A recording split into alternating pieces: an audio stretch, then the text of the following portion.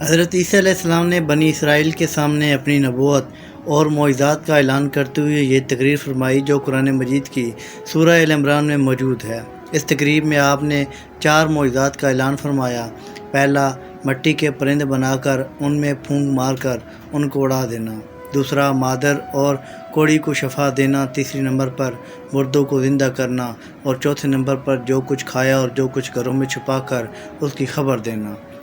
بنی اسرائیل نے یہ معجزہ طلب کیا کہ مٹی کا پرند بنا کر اڑا دیجیے، تو حضرت عیسیٰ علیہ السلام نے مٹی کے چمگادڑ بنا کر ان کو اڑا دیا۔ حضرت عیسیٰ علیہ السلام نے پرندوں میں سے چمگادڑ کو ہی کیوں منتخب فرمایا کہ پرندوں میں سب سے بڑھ کر اور مکمل اور عجیب و غریب یہی پرندہ ہے، کیونکہ اس کے آدمی کی طرح دانت بھی ہوتے ہیں اور یہ آدمی کی طرح ہنستا بھی ہے۔ یہ بغیر پر کے اپنے بازو سے اڑتا ہے، اور یہ پرند جانوروں کی طرح بچہ جنتا ہے اور اس کو حیض بھی آتا ہے۔ روایات میں آتا ہے کہ جب تک بنی اسرائیل دیکھتے رہتے یہ چمگادڑ اڑتے رہتے اور ان کی نظروں سے اوجھل ہو کر گر جاتے اور مر جاتے۔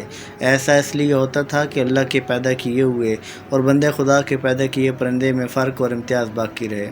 روایات میں آتا ہے کہ حضرت عیسیٰ علیہ السلام ایک دن میں 50 اندھوں اور کوڑیوں کو آپ کی دعا سے اس شرط پر شفا حاصل ہوتی تھی کہ وہ ایمان لائیں گے۔ روایات میں آتا ہے کہ آپ نے 4 مردوں کو زندہ فرمایا، ایک عازر اپنے دوست کو، نمبر 2 ایک بڑھیا کے لڑکے کو، نمبر 3 ایک عشر وصول کرنے والی لڑکی کو، نمبر 4 پر حضرت سام بن نوح علیہ السلام کو آپ نے زندہ فرمایا۔ عازر حضرت عیسیٰ علیہ السلام کے ایک مخلص دوست تھے۔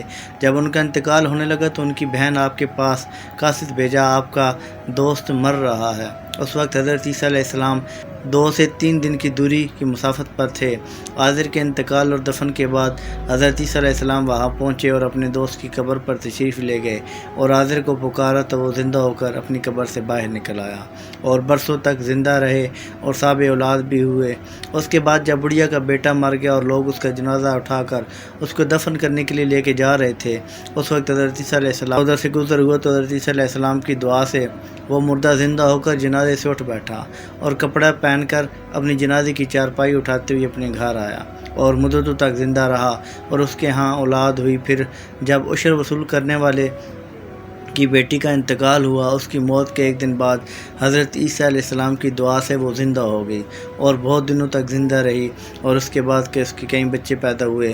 اوپر کے 3 مردوں کو آپ نے زندہ فرمایا تو بنی اسرائیل کے شریروں نے کہا کہ یہ تینوں تو مرے ہوئے تھے ہی نہیں، ان پہ تو سکتہ طاری تھا، اس لیے وہ ہوش میں آ گئے، لہٰذا آپ کسی پرانے مردے کو زندہ کر کے ہمیں دکھائیں۔ تو حضرت عیسیٰ علیہ السلام نے فرمایا کہ حضرت سام نوح علیہ السلام کو وفات پائے ہوئے 4000 برس کا زمانہ گزر گیا، تم لوگ مجھے اس کی قبر پہ لے چلو، میں اللہ کے حکم سے ان کو زندہ کر دیتا ہوں۔ تو حضرت عیسیٰ علیہ السلام نے ان کی قبر کے پاس جب اسم اعظم پڑھا تو فوراً حضرت سام بن نوح علیہ السلام قبر سے زندہ ہو کر نکل آئے اور گھبرائے ہوئے پوچھا کہ کیا قیامت قائم ہو گئی؟ پھر وہ حضرت عیسیٰ علیہ السلام پر ایمان لائے۔ پھر تھوڑی دیر بعد ان کا انتقال ہو گیا۔ حدیث شریف میں آتا ہے کہ حضرت عیسیٰ علیہ السلام اپنے مکتب میں بنی اسرائیل کے بچوں کو ان کے ماں باپ جو کھاتے، جو کچھ گھروں میں چھپا کر رکھتے تھے وہ سب بتا دیا کرتے، اور گھروں میں آ کر اپنے والدین کو سب کچھ بتا دیا کرتے تھے۔ جب والدین نے بچوں سے دریافت کیا کہ تمہیں ان باتوں کا کیسے خبر ہو جائی کرتی ہے، تو بچوں نے بتایا کہ ہم کو حضرت عیسیٰ علیہ السلام نے بتا دیا کرتے ہیں۔ یہ سن کر ماں باپ نے بچوں کو مکتب جانے سے روک دیا اور کہا حضرت عیسیٰ علیہ السلام جادوگر ہیں۔ جب حضرت عیسیٰ علیہ السلام بچوں کی تلاش میں بستی کے اندر داخل ہوئے تو بنی اسرائیل نے اپنے سب بچوں کو ایک مکان کے اندر چھپا دیا اور کہنے لگے کہ بچے یہاں نہیں ہیں۔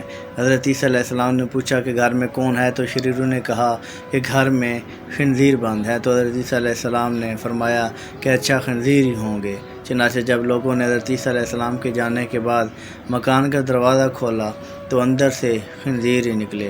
اس بات کا بنی اسرائیل میں چرچا ہو گیا اور بنی اسرائیل نے غیظ و غضب میں آ کر آپ کو قتل کرنے کا منصوبہ بنایا۔ یہ دیکھ کر حضرت عیسیٰ علیہ السلام کی والدہ حضرت بی بی مریم آپ کو ساتھ لے کر وہاں سے ہجرت کر گئی۔ اس طرح آپ شریروں کے شر سے محفوظ رہے۔ دعا ہے کہ اللہ تعالیٰ ہمیں برے کاموں سے محفوظ رکھے۔